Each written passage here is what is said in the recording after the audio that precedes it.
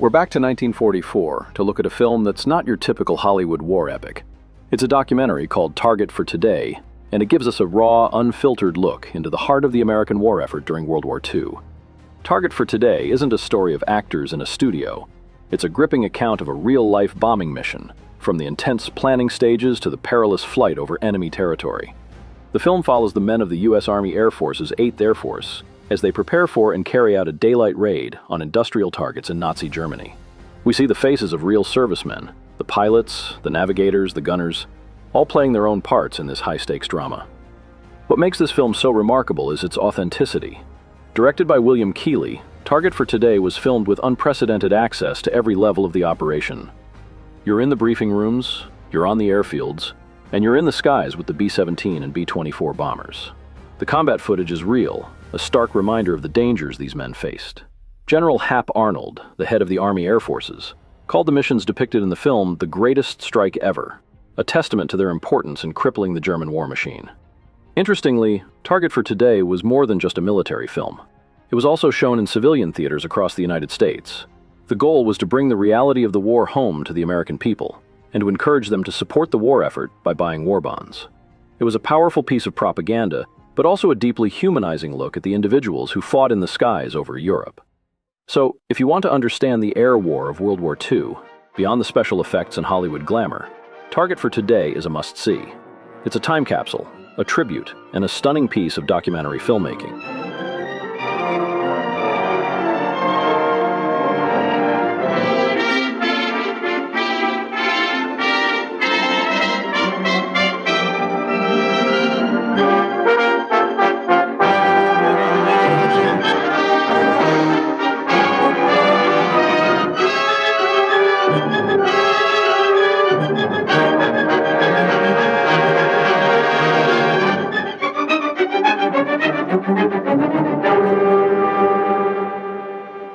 Almost 3 miles below this formation of American flying fortresses, there lies Marienburg in East Prussia.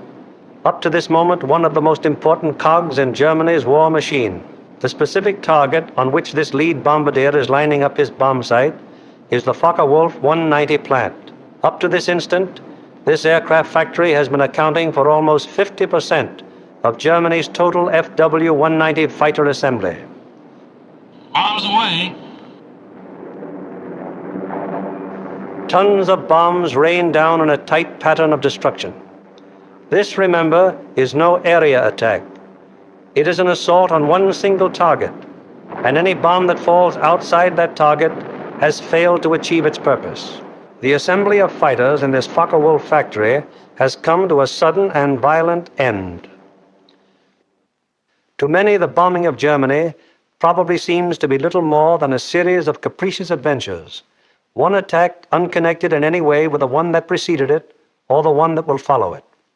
It is easy for the average citizen to envision the positions of ground armies because of maps like these, which make the positions of the contesting forces quite clear. It is harder to express so graphically the progress of a bombing program. Yet there is a real line in this battle of Germany, not a geographical front, but an industrial one. In the British Isles, there are the Allied Air Forces. On the European continent, we have Regensburg, Marienburg, Bremen, Oschersleben, Warnemünde, and Kassel.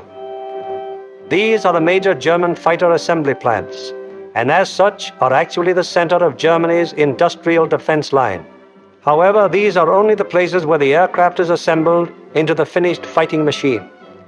Component parts for German fighters are made at Anklam. Here's a real line in this battle of Germany, not a geographical front, but an industrial one. In the British Isles, there are the Allied Air Forces. On the European continent, we have Regensburg, Marienburg, Bremen, Oschersleben, Warnemünde, and Kassel. These are the major German fighter assembly plants, and as such are actually the center of Germany's industrial defense line. However, these are only the places where the aircraft is assembled into the finished fighting machine. Component parts for German fighters are made at Anklam, the Weser-Flugzeugbau works at Bremen, the great Hedderheim propeller works near Frankfurt, the aircraft tire factory at Hanover, the CAM ball bearing plant at Paris, and the ball bearing factories at Schweinfurt. Obviously, an assembly plant can't operate if other plants aren't building the parts from which the enemy planes will be assembled. Holz produced 29% of all German synthetic rubber production and is in fact responsible for 18% of our entire supply of rubber, natural or synthetic. At Bochum, there's a great steel plant producing high-grade aviation steel.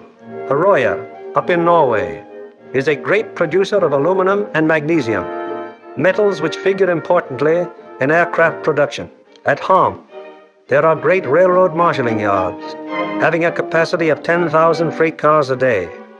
Much of the tonnage handled here is closely connected with the manufacture, assembly, maintenance, and repair of enemy aircraft.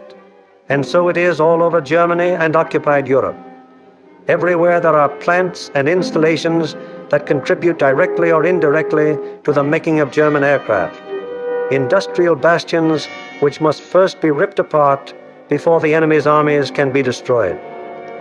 The smashing blows by the Allied air forces at Holz, Herøya, Regensburg, Schweinfurt, Hanover, and Frankfurt have had the result of piercing the German industrial line to the extent of 37.5% of estimated single-engine fighter production in September of 1943. If this rate of drop continues, there can be only one result: the eventual disappearance of the Luftwaffe as a defensive force. But these attacks have had other far-reaching effects.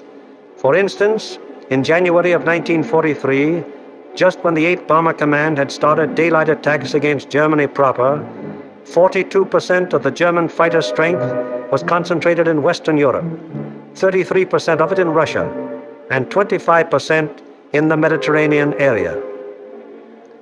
After 10 months of American bombers appearing by day over Germany, the figures line up more like this. On the Russian front, 19%. In the Mediterranean area, 12%. And in Western Europe, 69%. Germany thought it was urgent enough to withdraw fighters from 2 important theaters, all in a vain attempt to save their crumbling industry from the grim, destructive blows of the British-American bomber offensive. That is why the Battle of Germany is being fought. Now we come to the problem: how are the targets selected? And what enormous effort is necessary for the 10 or 15 minutes that our air task forces will be over any given target? The daylight bombing offensive against Germany is the responsibility of the 8th Air Force. Under the 8th Air Force are the 8th Bomber Command, the 8th Fighter Command, and the 8th Air Service Command, all of whom contribute to every bombing mission. But it is the Bomber Command which is charged with the actual destruction of the selected targets. The Bomber Command, with which this picture is primarily concerned, is divided into 3 divisions. Each division has a number of combat wings. Each combat wing, in turn, has 3 groups. This is the chain of command. Since the operations which we are to follow, there have been some organizational changes, but they are principally changes of nomenclature and have not affected the broad strategical and tactical purposes of the organization. For instance, what is referred to as Bomber Command in this picture is now the 8th Air Force. Weather is the greatest single enemy of the 8th Bomber Command, for here is to be found the most changeable, treacherous weather in the world. To keep the most accurate possible check on weather conditions all over Europe, the RAF has established vast communication and reporting systems. Weather planes such as this Mosquito and our own B-17s are continually in the air in an effort to know in advance what the weather will be over Europe and the United Kingdom. Men like this supply a major portion of the data from which 8 main weather maps of Europe and of the United Kingdom are drawn each day. In addition, there are 4 upper air maps and 8 maps of a miscellaneous classification.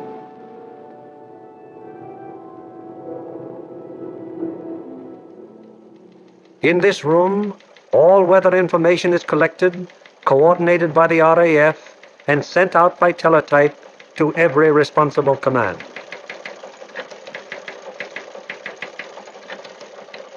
This is the weather section in the operations block at the Bomber Command. Here the information gleaned from the weather stations is put together and correlated into weather maps.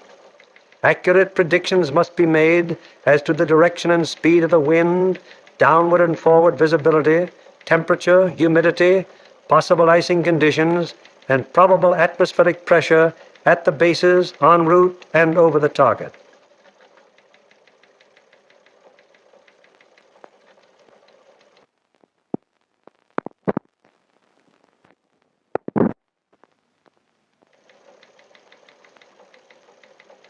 Upon the findings made in this room will depend whether or not there will be an American bombing of a German target tomorrow.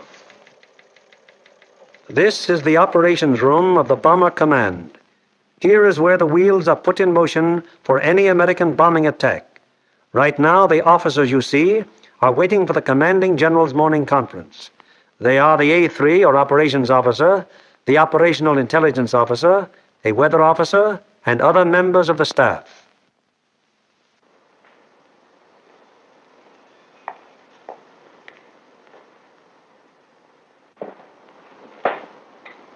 What's the weather prospects today, Major?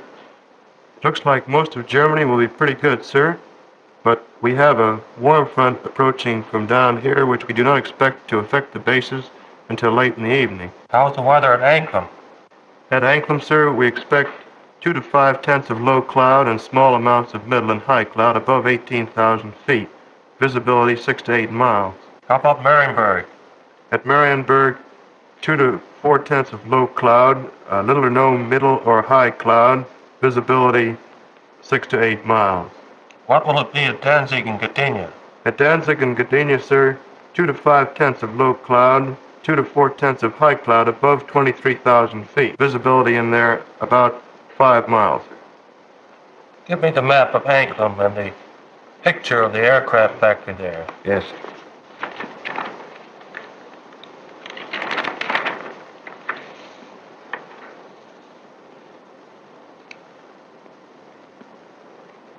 All right, Marienburg, the Focke-Wulf factory. Yes, sir.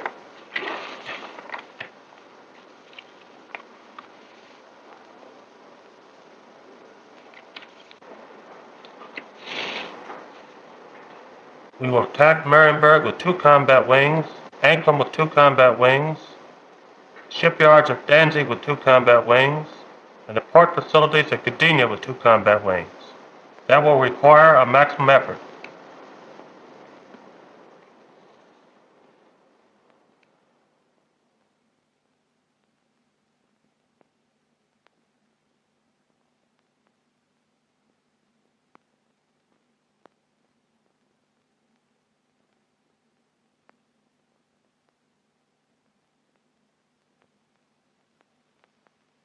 Now the various specialist officers then go into action. This is the operational intelligence section.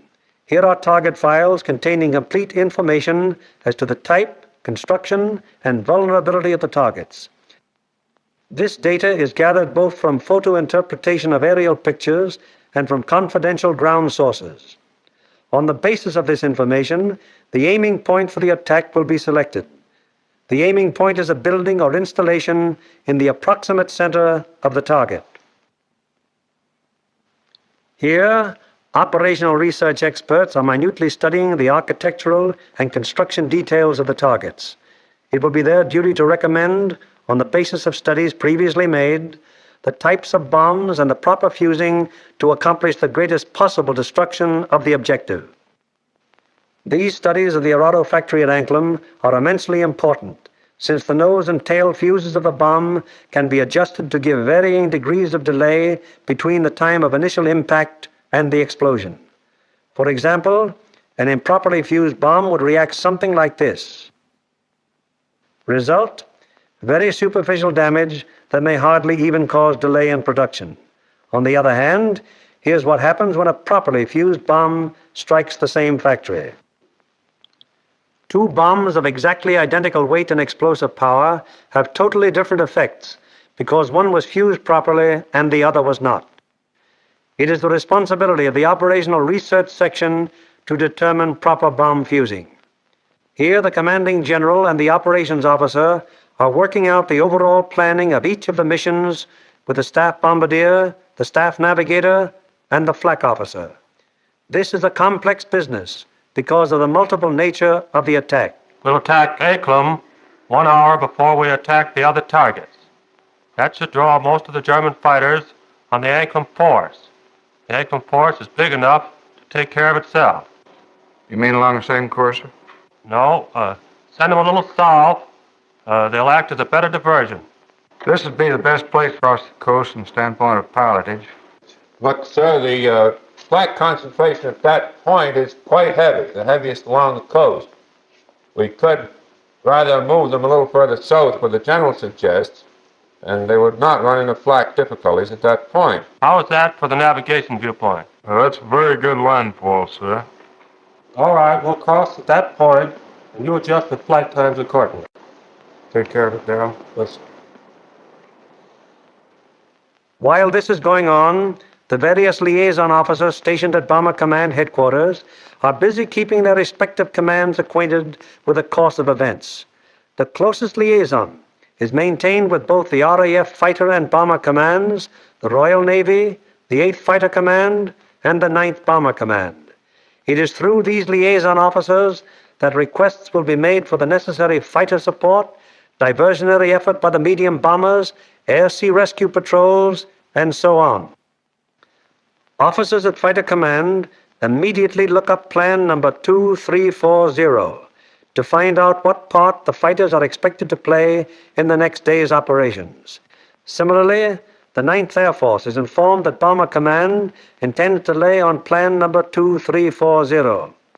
It will be the duty of the mediums to attack enemy airfields at a time that will cause maximum interference with German attempts to intercept the heavy bombers.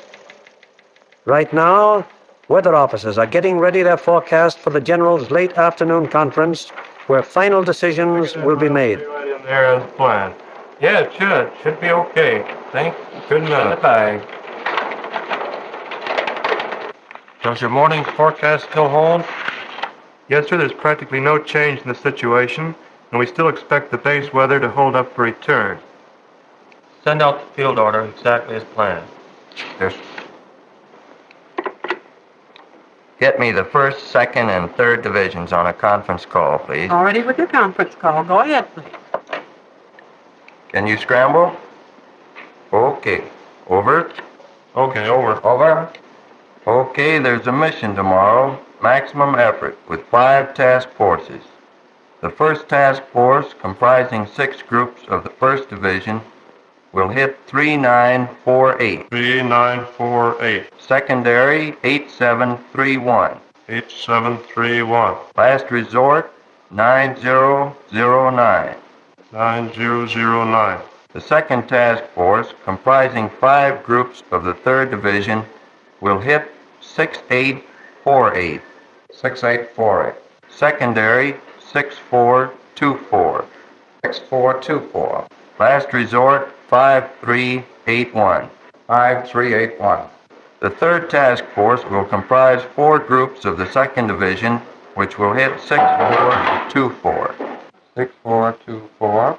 Secondary, 5381. 5381. Last resort, any industrial target of importance in Germany. Okay. The 1st and 3rd Divisions will each dispatch 1 air. The field order now goes over the teletype to all interested units and command. The first step has been taken in the sequence of events that will finally result in bringing our planes over the targets and discharging their bomb loads.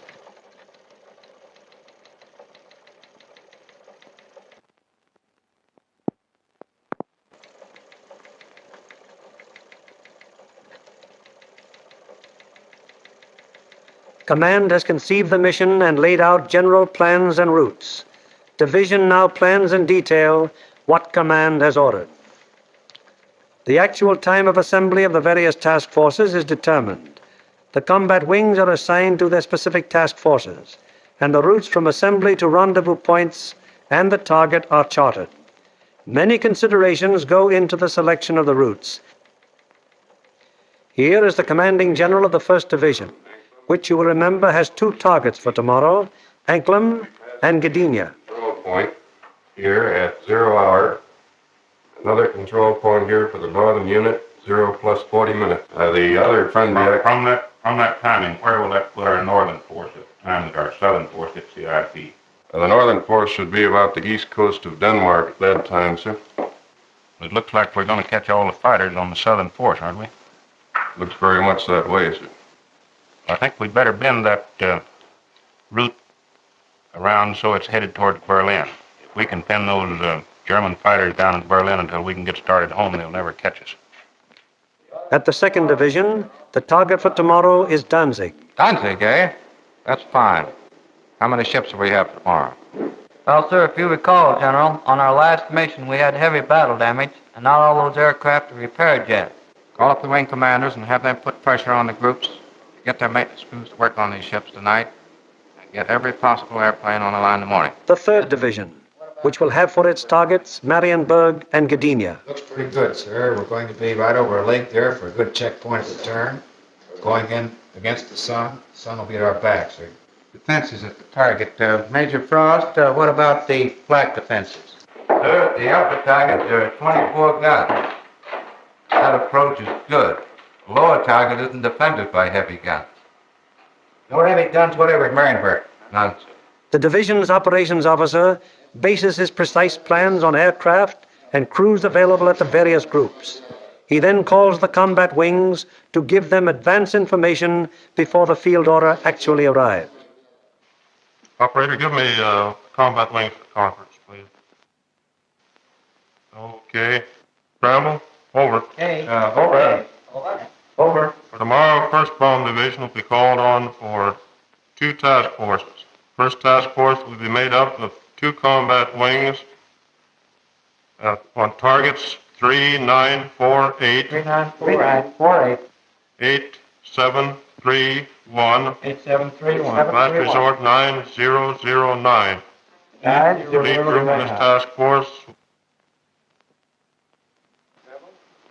Okay, ready to scramble? Over. Okay. Over. There'll be a mission tomorrow, and I want 2 groups from each combat wing. The target will be primary 6424. Secondary 5381. 538. The last resort will be any industrial target of importance in Germany. Okay.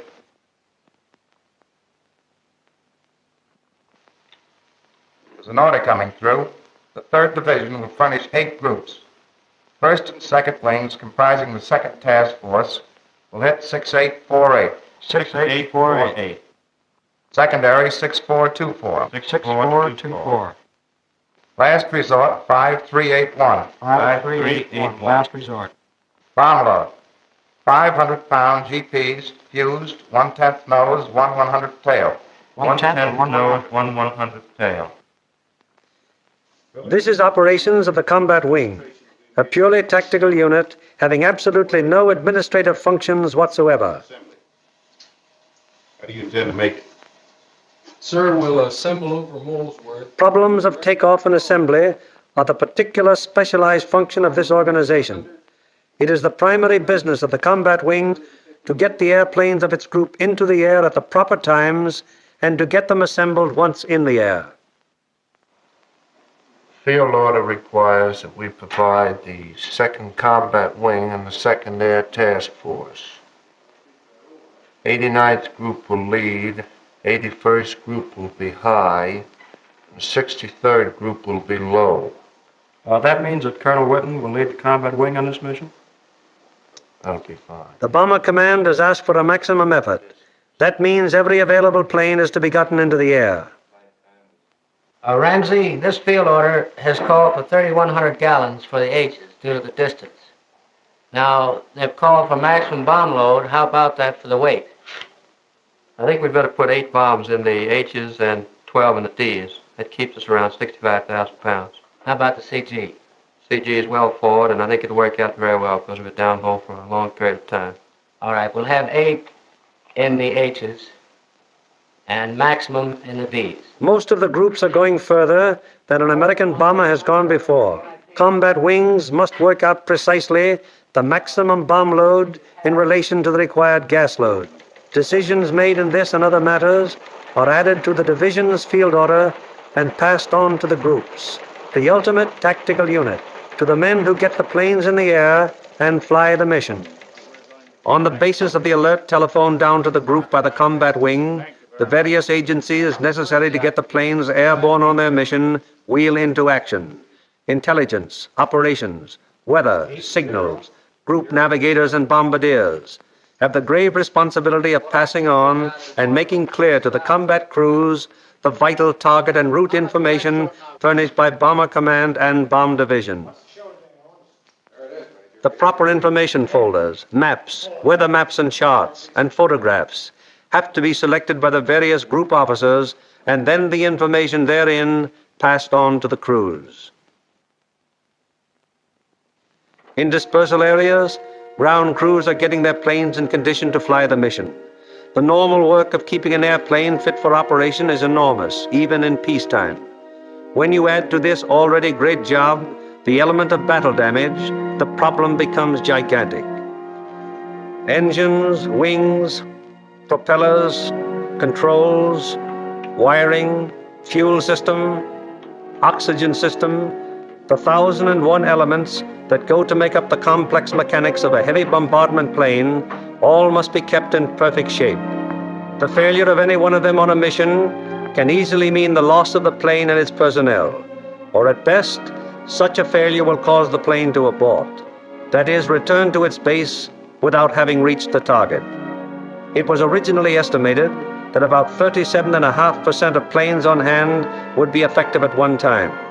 However, the maintenance and repair has been so magnificently performed that sometimes up to 50% of planes on hand have been effective.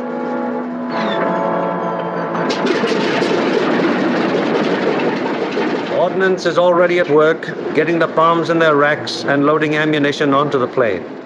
These are 100-pound incendiaries.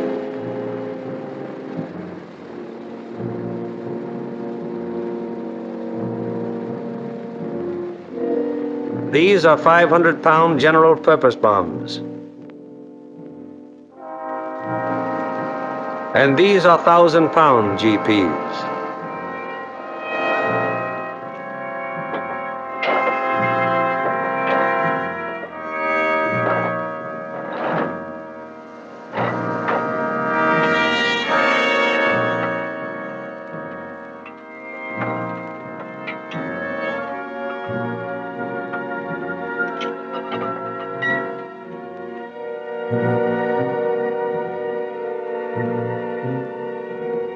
The bombs have to be placed in their racks very carefully. One bomb sticking in its rack through careless placement might make a whole mission useless so far as that individual plane goes.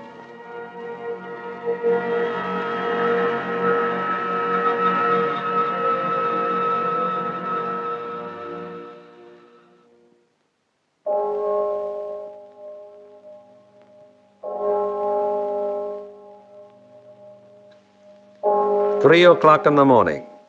All over England at this exact moment, American aircrews are being roused from their sleep.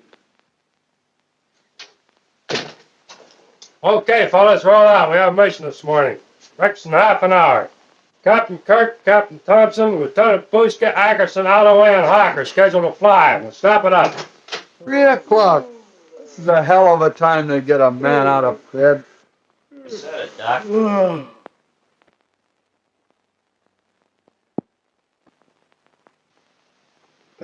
Oh, God. Come on, you drips. Out of bed. Breakfast in half an hour. Come on, Nick. Rise and shine. All right, you dodos, let's go. This is it. Okay, fellas, let's go. Come on, Swifty, get it up. Let's go. Go, you guys. Hit the deck. Breakfast at 4, briefing at 5. Let's go. That's fine. Just when I had a 48-hour pass coming up. Can't you guys? You're running my beauty sleep. Through the cold of the English early morning, the combat crews go to their mess. They have no idea where they're going yet, but they know they'll be taking off in about 4 hours.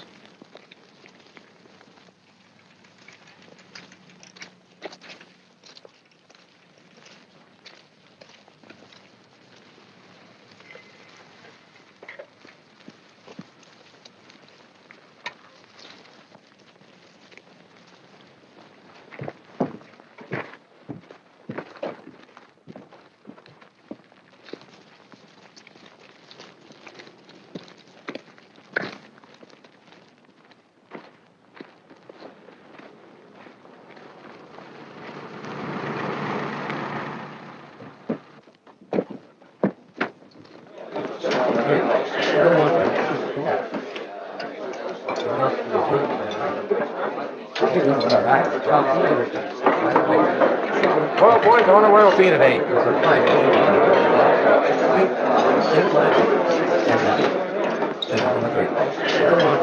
How do you figure those Jerrys will be today? What do you think, Doc? They'll be shooting at us.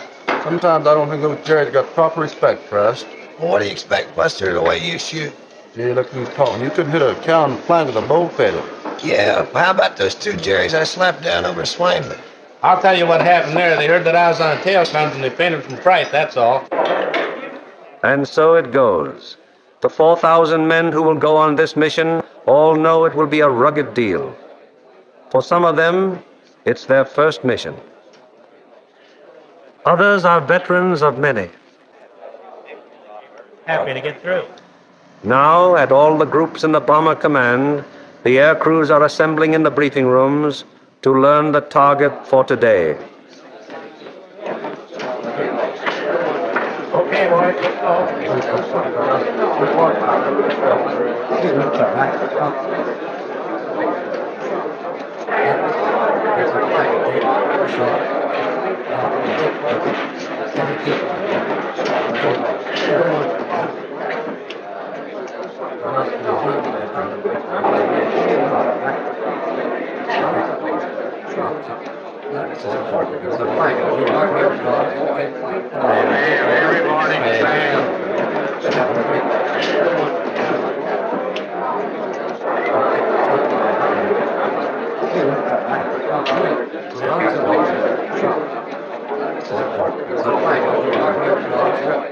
This is the briefing room of the 303rd Group.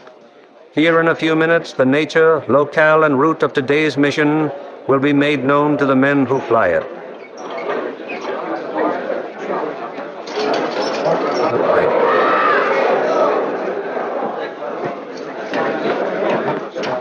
Target for today is Ankman.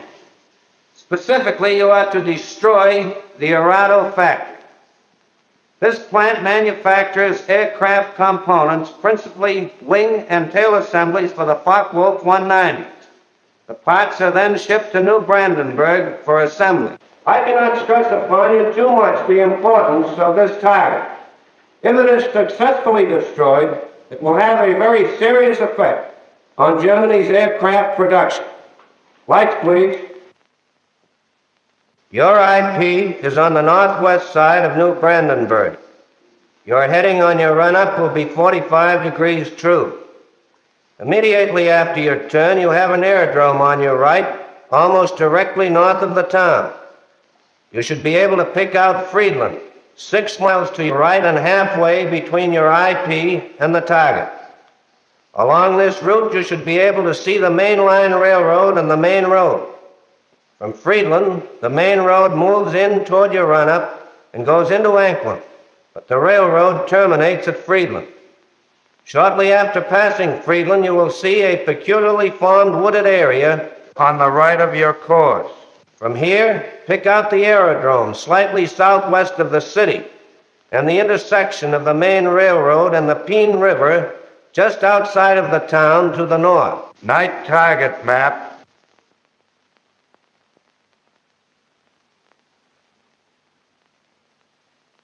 Your target is across the railroad, beyond the town, in the area formed by the bend of the river. And now a picture of the target.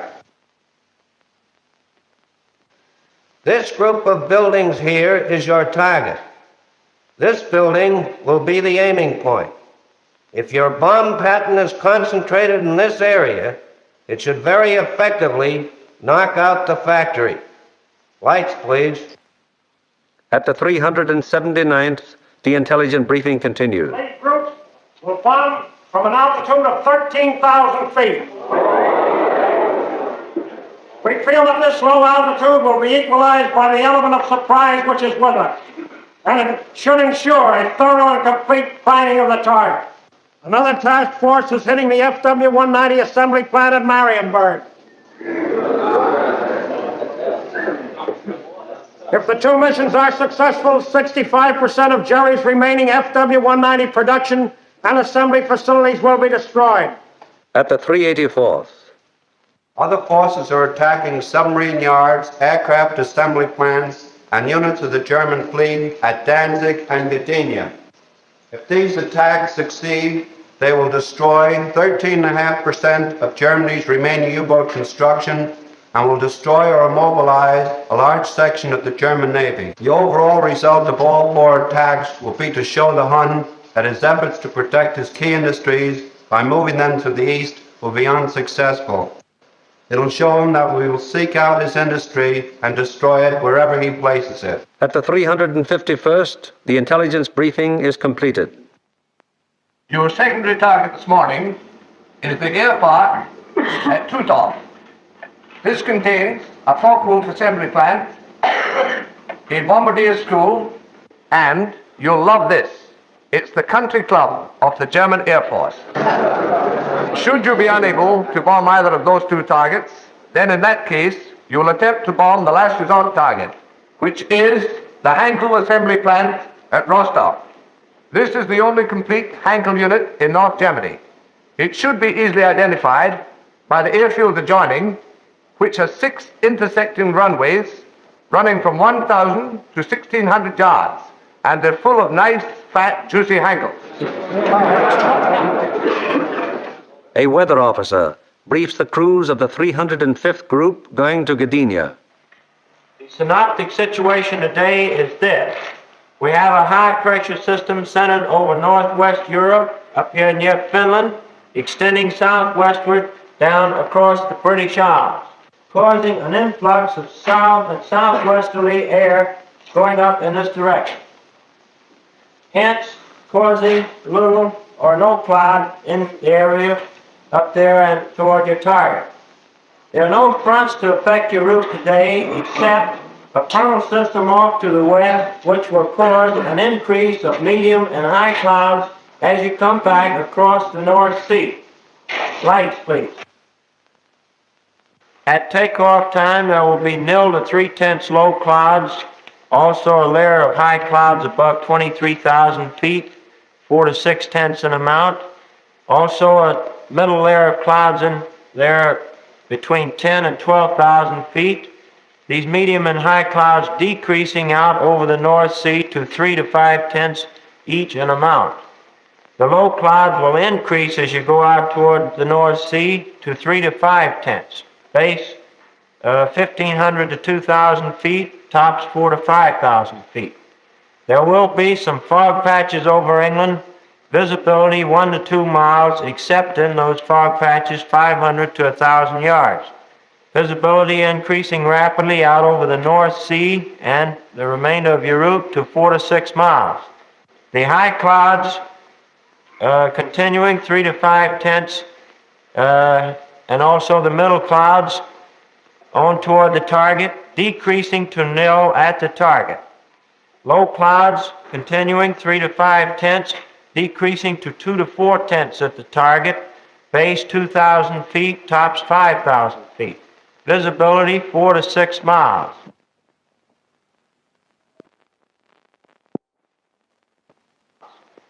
The temperature at bombing altitude, minus 26 degrees centigrade. The freezing level on your route out, 12,000 feet over the North Sea with light rime in the middle clouds. As you return back to base, that freezing level will lower to about 7,000 feet, continuing light rime in your middle clouds. Now on the return route, weather will be very similar to your route out, except your clouds increasing in amount as you proceed back across the North Sea. Base on return, visibility 4 to 6 miles. A flak officer briefs the 389th Group of the 2nd Division going to Danzig. Gentlemen, this morning, because we are going to cross the Danish coast at such a relatively low altitude, we've planned the route so as to avoid as much flak as possible. At any rate, any flak that you do encounter will be merely a deterrent in nature. However, you can expect heavy flak batteries at a place where we make landfall here at Namindegab, about a mile south of course. Also, there are known to be other heavy batteries 8 miles south of course there on the coast at Penn. Other batteries are known to be located here at Korsor, 20 miles south of course, on the island of Skellig. From then on to the target, you will have very little flak. Now, while you're crossing the coast and when you're over aerodromes and cities in Denmark, you are advised to take evasive action. Now then, when you get to the target itself, your anti-aircraft fire from the ground will be known to be supported by fire from naval units. Now, for those of you who have never been fired on by a naval unit, I want to add that naval units can put up a hell of an intense barrage, and you want to look out for it. An operations officer briefs the crews of the 94th Group of the 3rd Division. This group is leading a formation to Variansburg today. The 880th will be high group and the 764th will be low group. Bomb load of each ship will be 3 1,000 pounders, use 1/10 nose and 1/100th tail. Get that, bombardiers. You'll also carry 5 M47A incendiaries. You'll have full Tokyos, 1,000 gallons extra. Takeoff will be normal, assembly 1,000 feet over the field. After takeoff and assembly, proceed up this line to this point. This will be your combat wing assembly line. You'll leave the coast at this point here, that's Splasher 15. Let's not have any stooging around over England, it's a long haul. The 57th Combat Wing will follow us today at a 3-mile interval. Now to the 95th Group. B-26s will be hitting the Lille area and the lowland at approximately 0 minus 40 minutes. One group of T-47s will strike the Warden area and join us for escort on the way out, joining us approximately at this point here. All other forces are using approximately the same route today. Just one point, that the Anklem force will probably pass us coming out as we're on our way in. You should see plenty of air activity. Let's hope that most of it is ours. The climb will commence at the English coast, climbing at 150 miles an hour, 100 feet per minute. We should reach bombing altitude approximately at the Danish coast, and under no circumstances should the Danish coast be crossed at less than 12,000 feet. We will drain Tokyos as soon as possible. We should have plenty of gas. We figure approximately 400 gallons overload. At the 100th, the operations briefing is completed.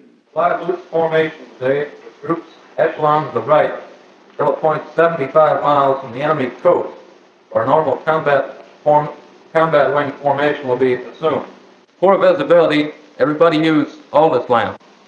The Royal Navy will be out patrolling the sea routes, so any crews that have to ditch probably be rescued very quickly. Commanding General of Bomber Command asked us to put out a special effort today, so let's give it to him. The commanding officer of the group invariably has a few words to say. Men, the going's going to be rough. You're going to have to pull your necks in there and stay in there and pitch every minute. Now, gentlemen, this is the type of target you don't want to have to go back after the second time. If you fly a good, tight formation, get a good, dense pattern on that target, we won't have to. This Anklem crowd down here may pull most of the fighters off of us. However, that's just a guess. So particularly for you gunners, you've got to be on the ball from the Danish coast onto the target. Flak will be heavy, probably accurate, but you've been through worse before. Remember that your biggest enemy is still the single-engine fighter plane. Now, you bombardiers, take your time in going in on your releases. And don't allow the flak to worry you. It's merely to break up your formation. Now, if you get in any trouble, up in this area. Remember, you can always board a suite. Get on it, neutral country. And it's closed over there. Could be rough. Don't think it'll be too bad. And whether it's easy or rough, I'll be sitting out in front, taking the whole works in. The main briefing over, the pilots, navigators, bombardiers, radio operators, gunners receive separate specialized briefings. These briefings are very technical and very thorough, and are held so that every member of the combat crew will understand exactly what he can expect and what is expected of him. Any lack of thoroughness here might very well result in the failure of a mission. As dawn breaks over the English countryside, it finds the ground crews still working grimly in an effort to get every plane in the air that is scheduled to be dispatched.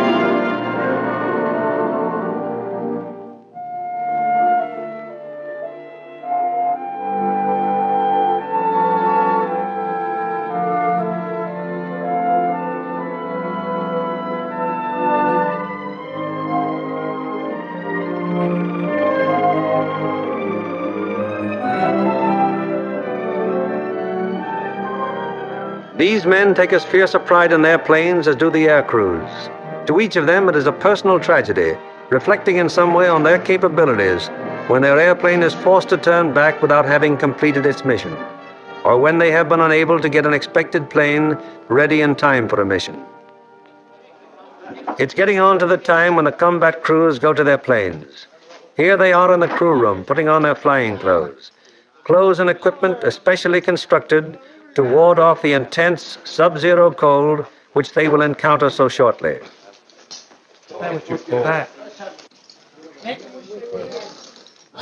All aircrew members receive escape kits containing equipment that will help them get back to safety if they are forced down in Germany or in occupied territory. The pilots, co-pilots, navigators and bombardiers are also issued battle folders containing the maps which will be of such vital importance to them in the prosecution of the mission. The men turn in all personal papers and valuables, which might serve to give the enemy information in case of capture.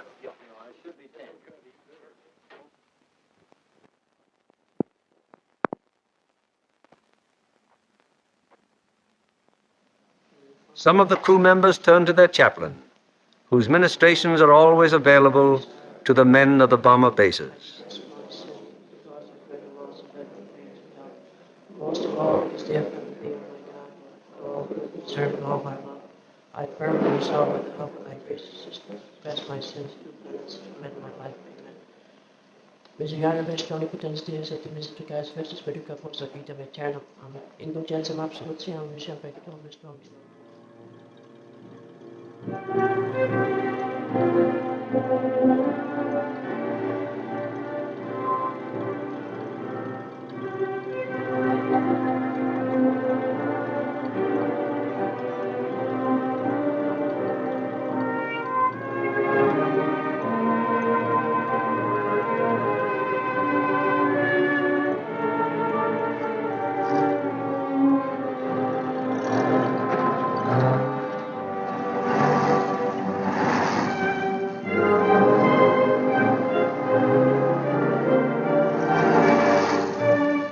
So changeable is the weather in the European theater that sometimes widely varying conditions will be found on fields only a few miles from each other.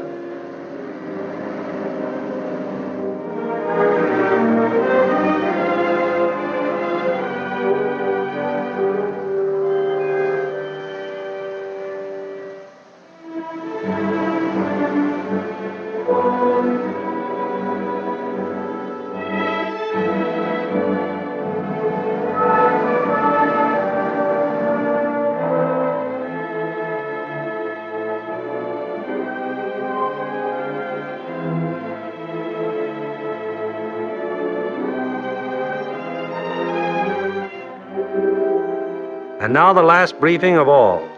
The final intimate conference around each airplane as the pilots recheck the details of the mission with their crews. Crew members have ceased to exist as individuals.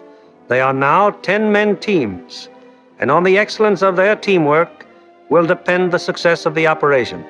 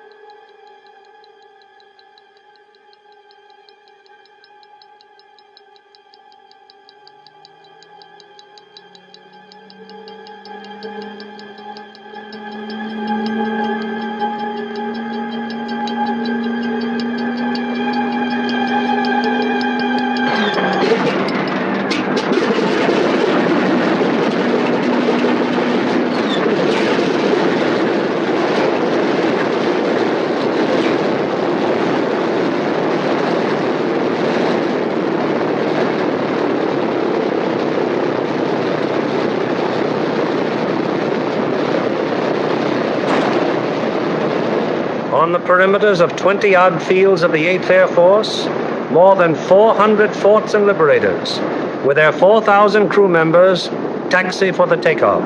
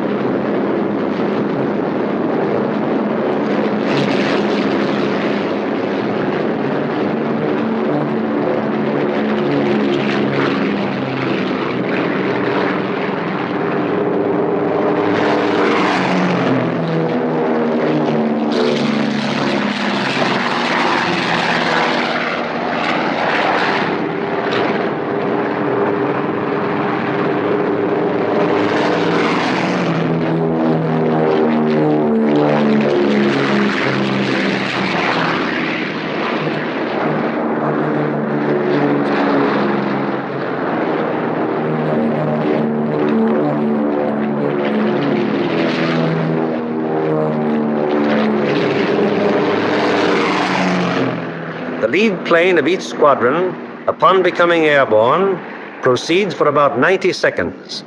It banks sharply to indicate its turning point, then goes into a slow left turn. Each successive plane in the element turns as soon as the pilot sees the plane in front of him turn. The element of 3 planes levels off at 1,000 feet and returns parallel to the takeoff runway at a distance of about 2 miles. Here the elements start to assemble into squadrons of 6. Continuing to circle the field, the squadrons then go to 2,000 feet, where the group assembly takes place. This accomplished, the group now moves on to the combat wing assembly point. Here is how the group stacks up from the side. The group has a depth of 850 feet. This is how the group looks from above. In the lead squadron, the second element is flown with the nose of the leader slightly behind and to the right of the right-wing aircraft, first element. The lead plane of the high squadron flies even with the lead plane, second element, lead squadron. The second element of the high squadron flies with the leader's nose just behind and to the left of the left-wing aircraft, first element. Here is the group as an enemy fighter pilot sees it, from head on. The first element of the lead squadron is stacked high left and low right. The first element of the low squadron is stacked high right and low left. Likewise, the first element of the high squadron is stacked high right and low left. All second elements are flown low. The second element of the lead squadron is stacked high left and low right. The second elements of the high and low squadrons are stacked high right and low left. Experience has shown that this arrangement of the group brings to bear on attacking fighters the greatest possible amount of firepower by utilizing to fullest advantage the field of fire of each gun in the formation. Again, it is proved to be the most maneuverable formation from which to execute the primary and all-important purpose of the mission, the dropping of the bomb loads on a precise target. Obviously, it would be desirable to stack as many bombing planes as possible in one defensive formation. However, it has been found that the largest practical defensive formation is the combat wing of 3 groups. Any formation of aircraft larger than this becomes unwieldy. This force has a depth of 3,000 feet.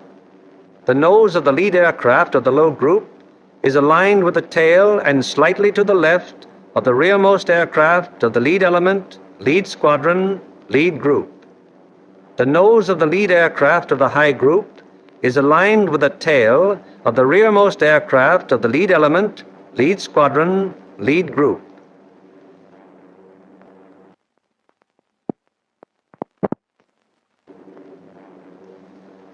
The combat wing having been assembled, they now move on to make rendezvous with the rest of the task force. In this case, another combat wing.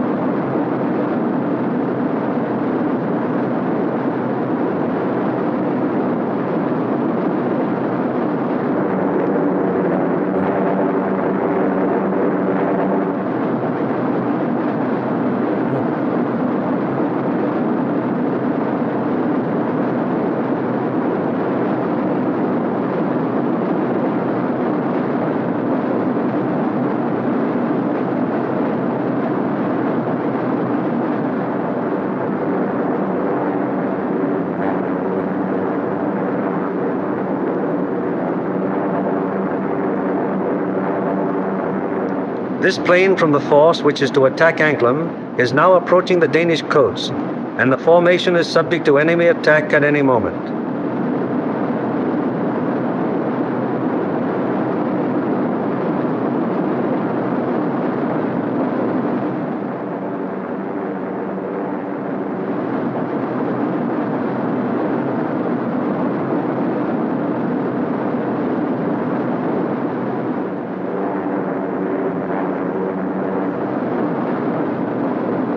There's Charlie doing his twirl again. Wish I had something like that to play with. You guys wouldn't know what to do with a turret if you had one. Took 6 months to teach you how to pull a trigger. Well, they taught us anyway. All right, fellas. Can the swamp so I can keep the intercom open. It is now 10:30 hours, and Denmark has been penetrated to some distance without any great opposition as yet.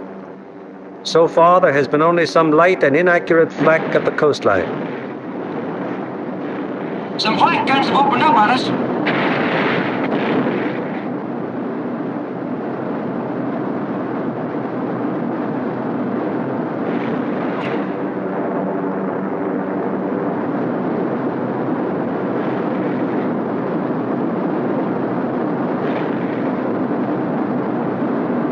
Enemy fighters at 7 o'clock high.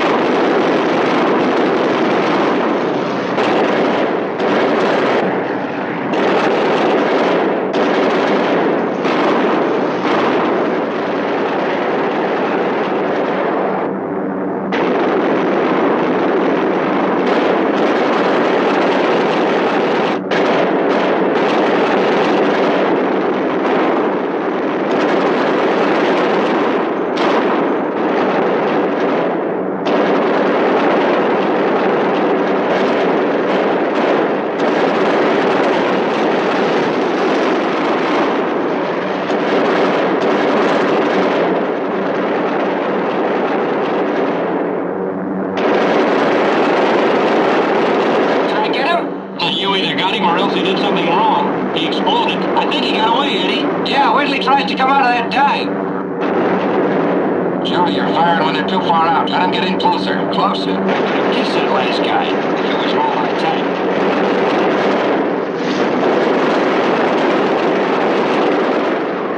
You're queuing up again. 4 o'clock high. Can you imagine waiting in line for what they're going to get?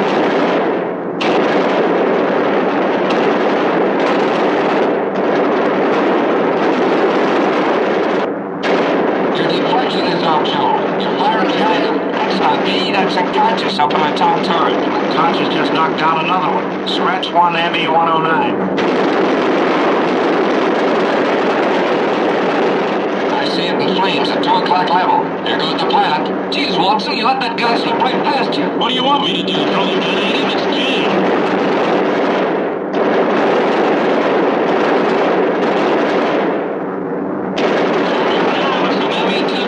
Firing rockets at us.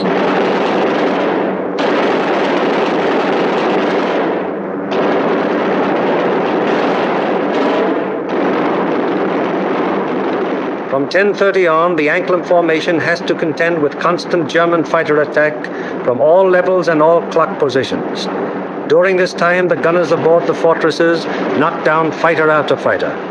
However, the gunnery of the forts, no matter how sensational it may be, is only to ensure the successful performance of the mission. It is not the job or purpose of forts or liberators to seek out action with enemy fighters.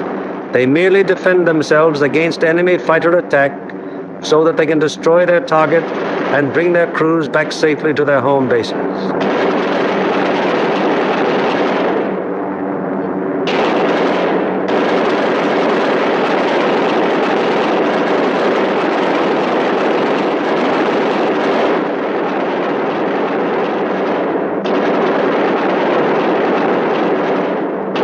An anxious moment comes now for the lead navigator and bombardier. The formation is approaching the initial point. That is the point where the wing will turn off and make its bombing run on the target. Upon proper navigation to this point may rest the success of the entire mission. Pilot to left waist gunner. We're over the IP. Release flares. Waist gunner to pilot. Roger. Once the combat wing has reached the IP, it breaks up into 3 component groups, for the wing formation is too unwieldy for a unit bombing operation. As the IP is reached and the lead airplane of the lead group is about to make the turn, it fires 2 red flares, spaced 5 seconds apart. Then the group makes its turn onto the run-up. The low group goes on straight ahead for 20 seconds, then makes its turn. The high group proceeds for 20 seconds beyond the low group's turn, then it turns on to the run-up. The most critical defensive period in the mission has begun. The wing, to accomplish most efficiently its primary purpose, the bombing of the target, has sacrificed its mutual defensive firepower, and the groups are thrown on their own. Now the crucial moment is almost here, the moment around which the entire mission revolves.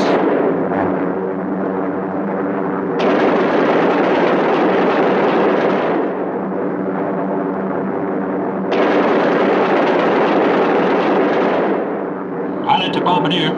Your ship. Bombardier to pilot. Roger. Bombardier to crew. Bomb bay doors open. Pilot to radio operator. Camera on.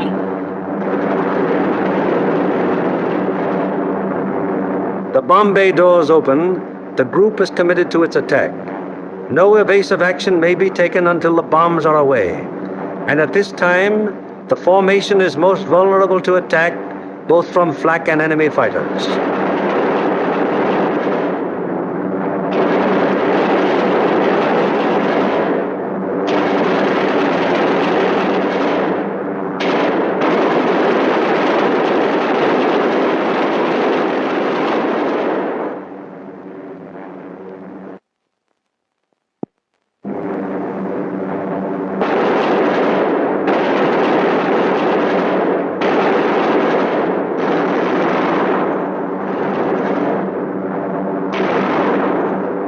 Bombs away. Bombs away. Bombs away. Bombs away.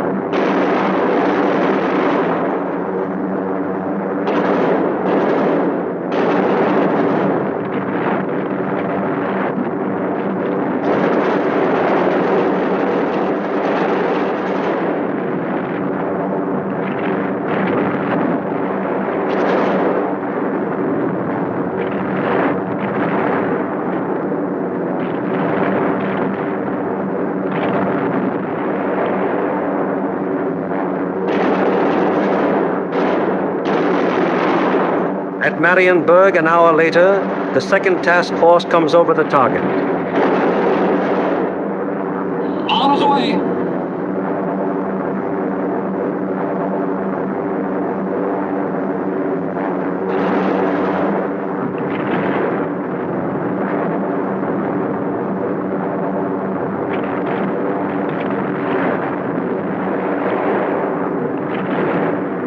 The third task force comes over its target at Danzig.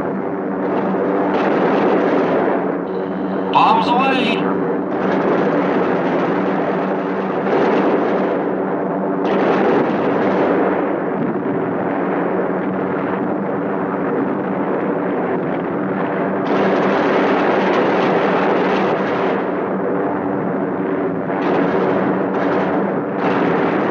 The fourth and fifth task forces arrive over the harbor area of Gdynia. Bombs away.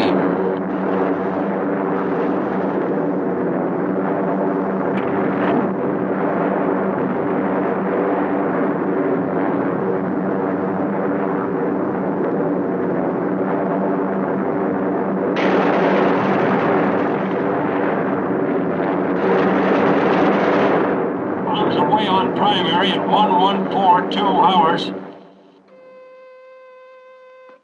Yes. Sir, in addition to Anklin, which was attacked at 11:51, Marysburg was attacked at 13:05. It is standard procedure for the group leader to inform Bomber Command the moment the target has been attacked. Bomber Command, in turn, promptly informs the commanding general of the 8th Air Force. Later, I have the additional information. I reported to you that Anklin was attacked. All primaries were attacked. We received strike messages on all primaries. Danzig at 13:07, Marienburg at 13:05, and Gdynia at 13:11. Yes?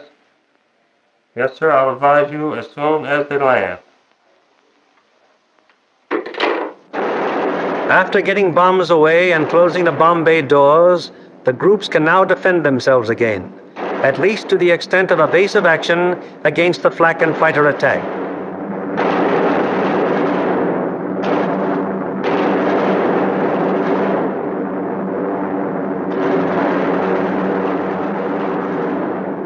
The lead group flies a straight course for 15 seconds before turning off to the rally point.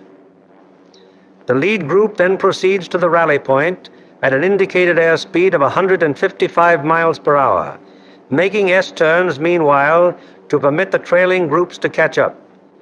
The lead group crosses the rally point at a height 1,000 feet lower than bombing altitude. The succeeding groups will close with the lead group as quickly as possible to regain the defensive combat wing formation. The following groups need not necessarily pass exactly over the rally point in regaining wing formation. In the meanwhile, the Marauders take off to fulfill their part in the day's operation.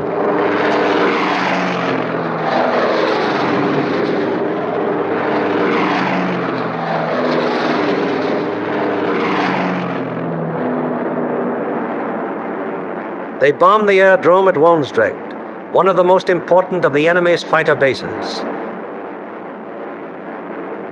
This blow by the medium bombers is timed so as to provide the maximum interference with the enemy's capacity to intercept our withdrawing heavy bombers.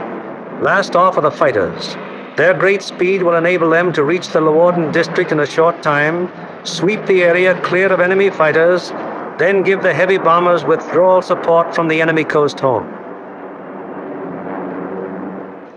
At the fields, it's getting on towards the most nervous of all times, the estimated time of return. Everyone who stays behind sweats out this period at the end of each mission. Here at the control tower, at the dispersal areas, at the Red Cross, at the officers' club, everywhere on the field, the one thing paramount in everyone's mind is that the group is due back.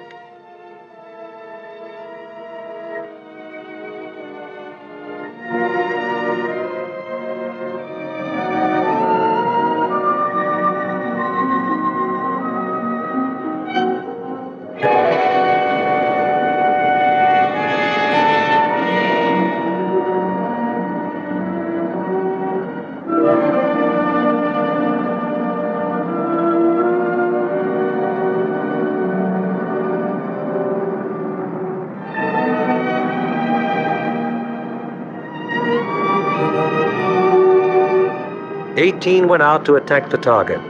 How many have returned?" 1, 2, 3, 4, 5, 15, 16.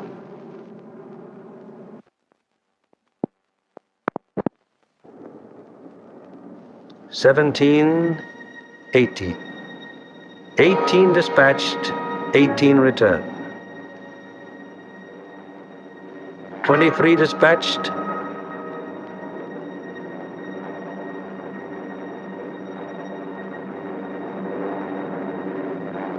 23 returned.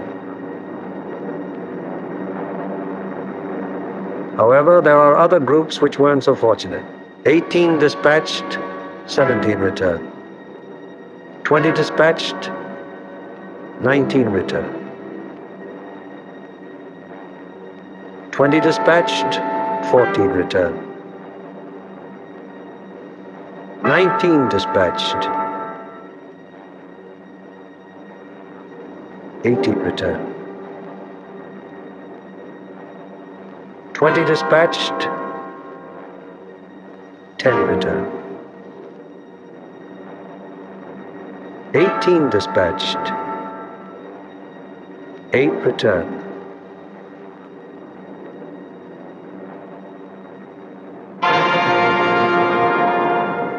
Flares dropped from aircraft signal the presence of wounded aboard. These airplanes are given priority in landing.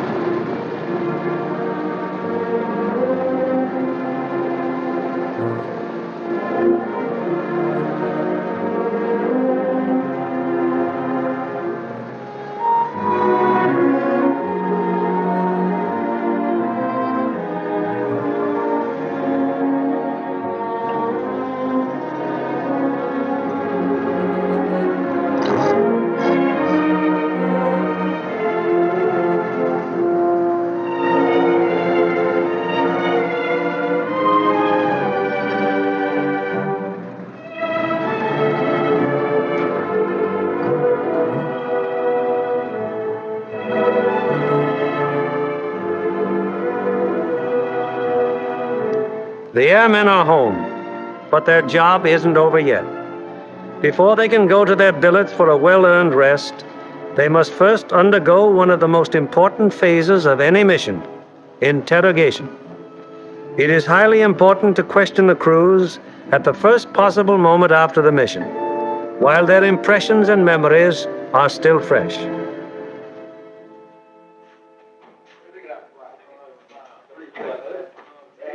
Crews who have anything of immediate importance to report go at once to the hot newsroom.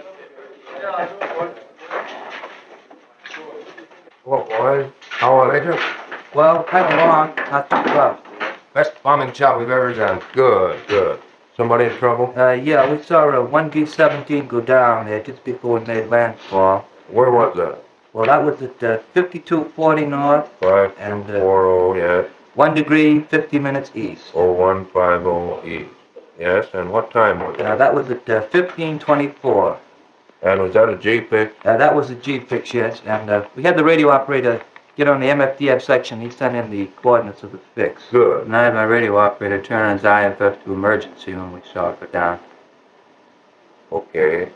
And what happened? Well, the ship went down, apparently under control, and saw it hit the water. Yes, I was looking through the glasses, and I saw 2 dinghies come out, and 10 men, apparently all okay, mate. Good. And what altitude were you? We were at 5,000 feet at the time. Okay, anything else? No, settle up for a cup of coffee. It's waiting for you, boys. Thank you.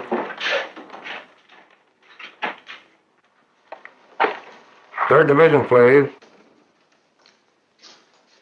P.R. Smitty, I got a B-17 crew down the dinghy. Thanks, Bill. 16 group, please. Special aircraft priority. Flight patrol, please. 16, bomb division here. We have a B-17 reported fixed at 52 degrees, 30 minutes north, 1 degree, 30 minutes east. That's right. He was seen to ditch, yes. He was seen to ditch at 15:24 hours by the reporting aircraft. 2 dinghies were seen to break out, and 10 men got into them. The reporting aircraft is at 5,000 feet. Yes, that position's an MS fix. Okay, 16. Thank you.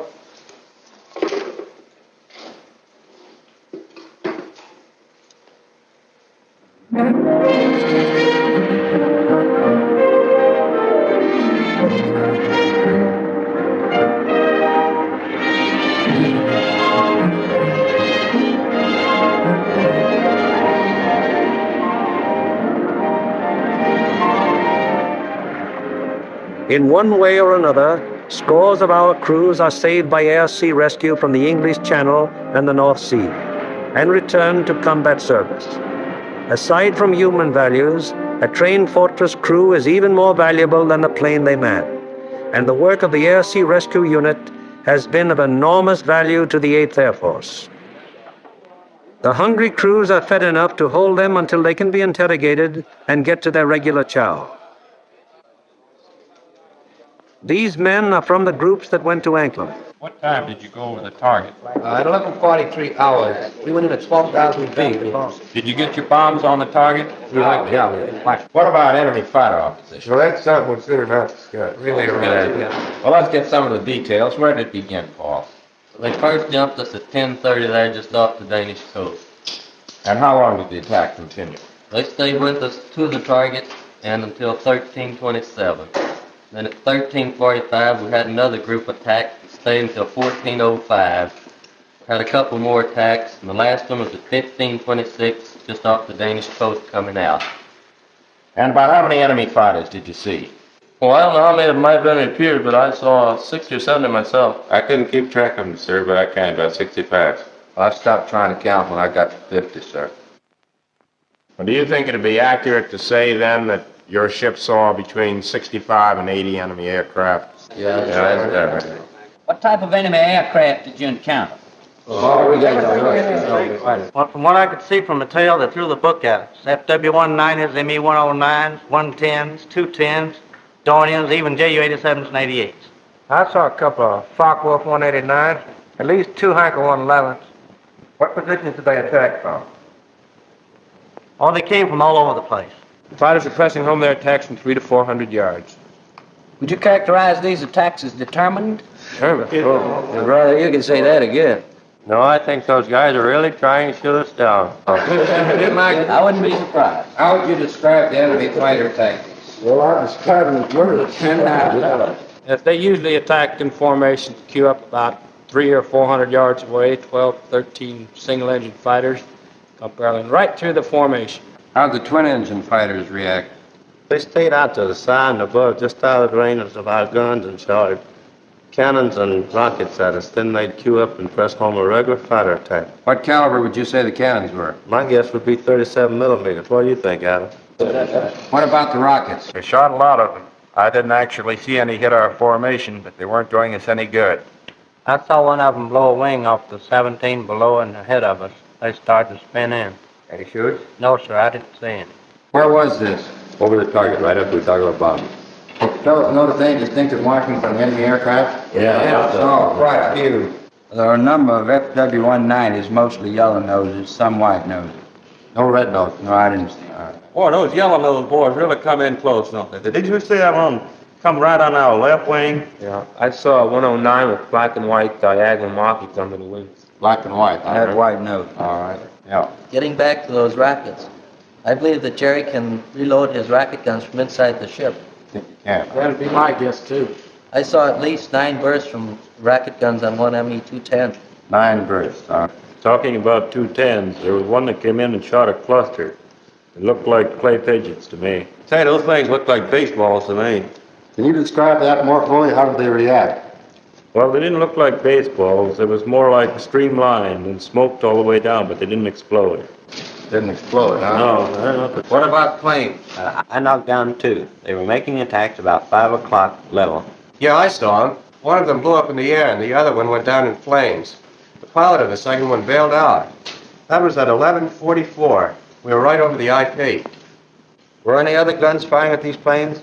No, sir. These were my babies. Any more? Yes, sir. I got one destroyed and one probable. I knocked a 210 down right over the target. The plane exploded in the air. I got a burst at a 110, and it started down in flames. I couldn't see whether it went all the way down or not. We were under constant attack. Bombing results and enemy fighter reaction are only one phase of the interrogation. The enemy's anti-aircraft defenses, their concentration, and their accuracy are also matters of great interest to the interrogators. The group of the 2nd Division, which went to Danzig. How would you describe the flak and reach the target? From the coast to the target, it was meager and inaccurate as height and deflection. Over the target, it was still meager, but pretty accurate as height and deflection. Is that how the rest of you fellows would describe it? What about on the way back? Well, it was meager and inaccurate, except now when we crossed the coast. They took a box barrage that was pretty accurate as to height. In fact, it was good at the altitude, but the deflection was a little off. The first burst hit about 100 yards ahead of the lead plane. And we felt the concussion of it, right? We got a couple of flak holes in fuselage right around my gun position. Any other battle damage? A couple of flak holes in the nose. First, 303 in the number 4 engine. Got an oil line. What was your altitude when this box barrage almost caught you? 21,500 feet. Did any of you notice anything unusual or peculiar about the flak burst? No, it looked like the same old black flak to me.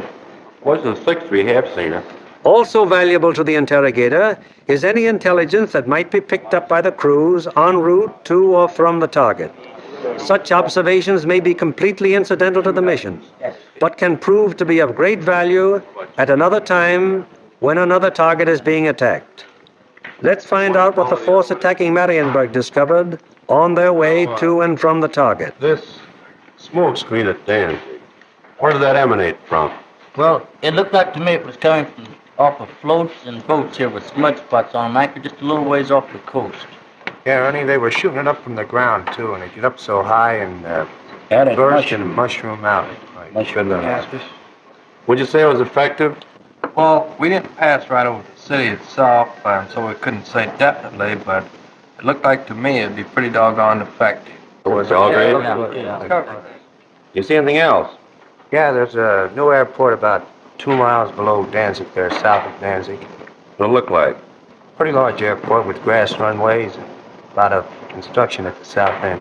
And I seen another one there at Puck. It seemed like it's building runways and some buildings, new buildings like they might not be hangars. Okay. Now, how about military installations? Did you see any of those? Well, south of Stadtdorf in East Prussia, we saw some installations that might have been fortifications. They were large rectangular buildings with red tops. Yeah, there were 2 rows of 4. 4 buildings each? Yes. Good deal. Now, did you see anything else? As soon as interrogation of the men is finished, the interrogation forms are checked and general statistics on the group's part in the attack are compiled. All right, let's get going on this report. Okay. The number of aircraft dispatched. 20, which? The number of aircraft attacking the primary target. 20. Hello, I want the A2 duty desk. Hello, this is Norgan 492. Got flash teletype report for you. You ready? The organizational flow which we have observed throughout this picture has now begun to operate in reverse. Information obtained from the crews is evaluated in divisional critiques, conferences in which all responsible group and divisional officers carefully inspect the detailed record of the mission, discuss any failures that may have occurred, and plan to prevent their recurrence. After a particularly large or important operation, there will be a command critique, with the 8th Air Force Commanding General presiding. Here in the dark room, the strike photos of the targets brought back by the returning planes of the group are developed and printed with all possible speed, so that experts of Bomber Command can assess the damage done. Coming in from planes of every group participating in the various raids, and interpreted and appraised by trained photo interpreters, these pictures will give Bomber Command an excellent idea as to exactly what parts of the various targets were hit and how severely. Here, as seen in these pictures taken the following day by photo reconnaissance planes, severe damage has been inflicted on all the major and most of the minor buildings of the Arado factory at Anklam. This is a strike photo showing how Danzig looked during the attack. Very extensive damage has been suffered in the harbor area. Here is an annotated PRU picture of Gdynia as it appeared after the attack. And near miss is seen on the liner Deutschland type. The transatlantic liner Stuttgart does not appear in this picture, although she was seen afire and in the hands of tugboats immediately after the attack, as these strike photos reveal. Aside from the Stuttgart, several ships in the South Basin have been sunk or damaged, including the liner Oceania. Shore engines are also heavily hit. At Marienburg, the PRU photo discloses that the damage was exceptionally severe, almost every building having been destroyed or seriously affected. General Arnold has characterized this attack as the greatest example of precision bombing on record. Other targets will be as thoroughly destroyed.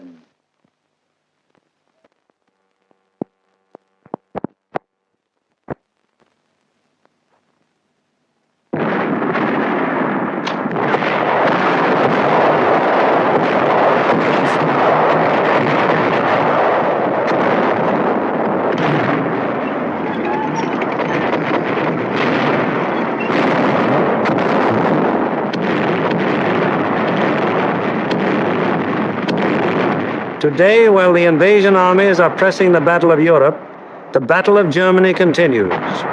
Day by day, whenever weather permits, heavy bombers roar out over the heads of the advancing ground forces, blasting away systematically at vital industrial installations hundreds of miles to the rear of the enemy lines. Now, in contrast to earlier days of strategic bombing, when forts and liberators fought their way alone, fleets of long-range fighters, Mustangs, Thunderbolts, Lightnings, convoy the big bombers all the way to their targets, targets which may be anywhere in German-occupied Europe. The flood of supplies, so necessary to the survival of an army or a nation, synthetic rubber, steel, food, fuel, textiles, this flood is gradually being reduced to a trickle. And finally, even this thin, inadequate stream will die away. Then the German armies in the field and the German workers on the home front will have no food for their stomachs, no clothing for their bodies, no metals for their machines, and no fuel with which to run them. Then the Battle of Germany will be won, and